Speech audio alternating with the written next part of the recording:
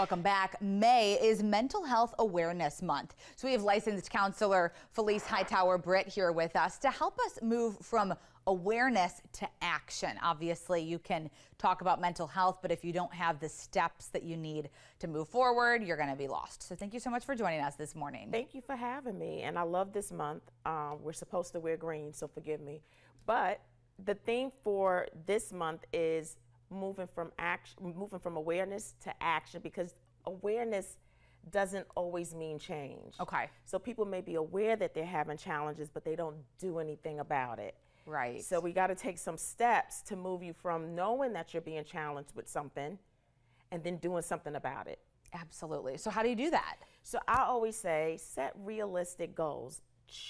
Take small steps. You know, I shared before SMART goals, where they're specific, measurable, achievable, relevant, and timely. So take little steps to move towards achieving your goal. And then practice new behaviors like boundaries. I remember one time I shared with y'all, the quickest and easiest boundary is no. It's a complete sentence, and saying more of a yes to yourself, no to others. And get professional help like me, right? Get a therapist, get a licensed social worker, so that we can teach you some tools such as coping skills, mindfulness, breathing techniques. So we'll teach you some things that'll help you to do something about those challenges you're experiencing.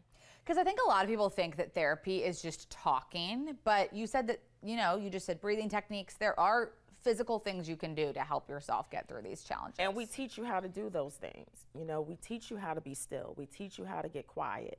We teach you how to stay in the now and in your present moment, instead of always trying to go out there into the future, which is anxiety, or always going back in your past, which shows up as depression. So we teach you those skills. Absolutely. And so what is the biggest step people can take to move forward? So one of the things is that you can do something like shared experiences. Join groups of like-minded people who are also experiencing the same challenges you are. I know I'm a part of a lot of autism groups. I'm a part of a lot of women groups. Why? Because what it does is it fosters connection. And it helps you to know that you're not alone, that you're not suffering alone.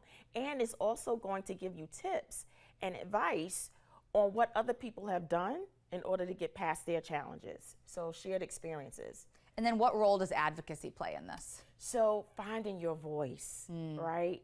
And speaking your truth in moments and being able to communicate that assertively. It is your right to be happy. It is your right to get help when you need it, but you have to learn how to advocate for yourself first. It is so important.